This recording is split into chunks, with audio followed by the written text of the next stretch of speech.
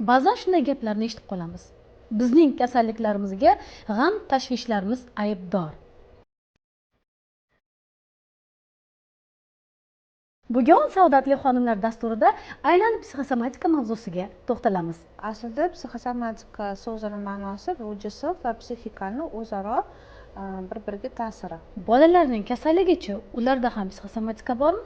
Aynan shunaqa, chunki agar eslasangiz, o'sha payt koronavirus tarqaganda hammada vahima bo'lib qoldi.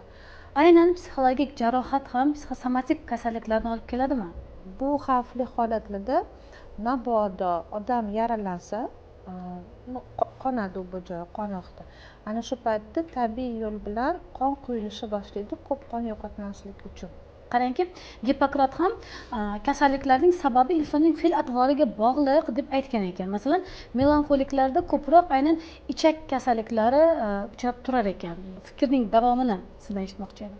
Karavot tepasida katta qo'ldan chizilgan surat osilgan bo'ladi. U har gal uxlashga yotganida qo'rqarkanki, o'sha men ustimga tushib ketib, men shu sabab o'lib qolsam kerak. Qattiq xursand bo'lib ketma. Qandli diabet kasali ham aynan shu xursandchilikdan ham kelib chiqishi mumkin degan gapni eshitganman. Bu qanchalik haqiqatga yaqin? Bundan tashqari asabni qo'zg'ashi, zavdasi qaynashi, bu ham kerakli emotsiyalar ekan. Agar inson hayotida bu emotsiyalar bo'lmasa, u hatto o'sha tashuvchiga ham ozor bera olmas ekan. Rashk qilmagan ayol yo'q.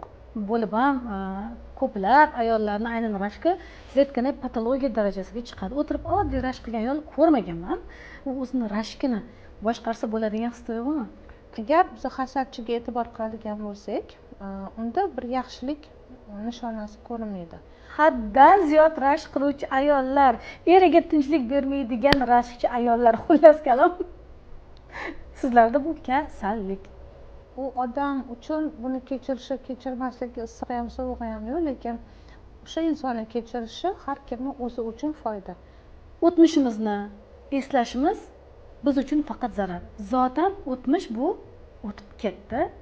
Ertaga keladimi yo'qmi, buni faqat Robbim biladi. Bugun va hozir bor. Ilm izlasa, xullas yolg'iz qolib ketmasa, odamlar ichiga qo'shilib, o'sha dardiga malham bo'ladigan bir yetuk insonlar bilan birga bo'lsa, bu holatlardan oson chiqib ketadi. Hasadni, yomonlikni, arazni tanlaymizmi yoki yaxshilik, go'zallik, ibodat va Robbimning bizga va'da qilgan jannatni tanlash o'zingizning qo'lingizda.